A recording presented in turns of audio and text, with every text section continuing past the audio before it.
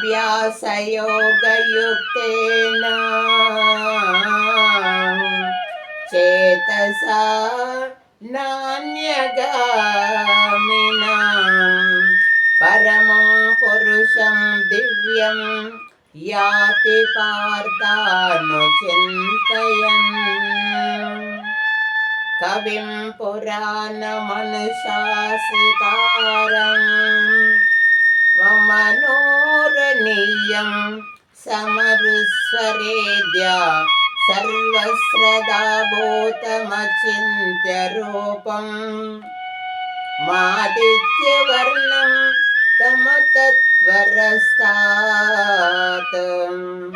प्रयाणकाले मनसचलेन भक्त्यो युक्तो योगबलेन चैव भूमोर्मध्ये प्राणमशेष सर्वं सतं परं पुरुषं मुपेति दिव्यम्.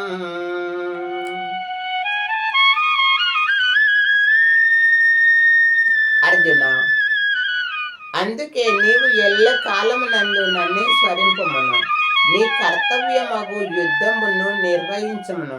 ఈ విధముగా నీ మనోబుద్ధులను నాయందే నిలిపి స్థిరంబుగా ఉంచిన ఎడల నీవు నిస్సందేహముగా నన్నే పొందగలవు.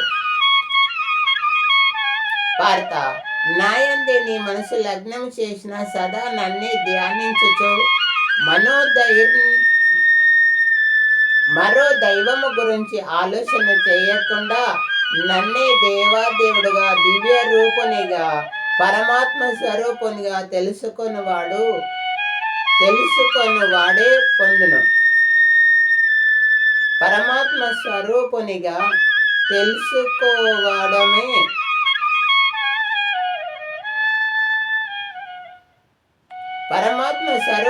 తెలుసుకున్నవాడే నేను, నన్నే పొందును.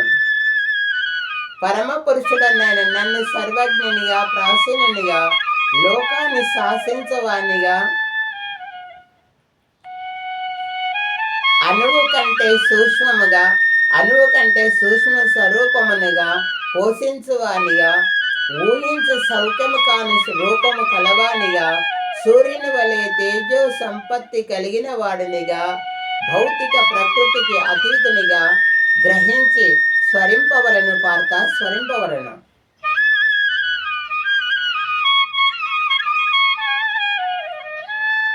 అర్జున, ఎవడు అంత్యకాలమునందు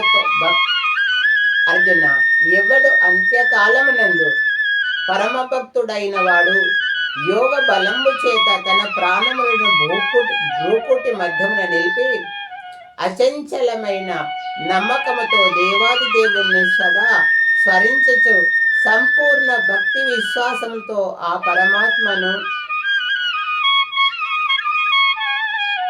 పరమ పురుషునే పొందును.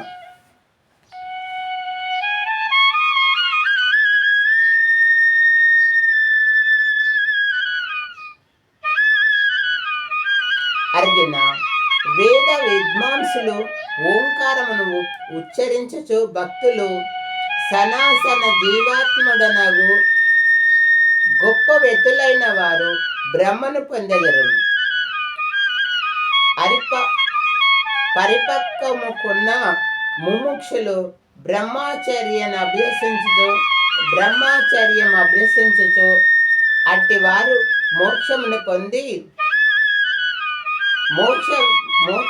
పొందు విధానము తెలిపెదను వినుము.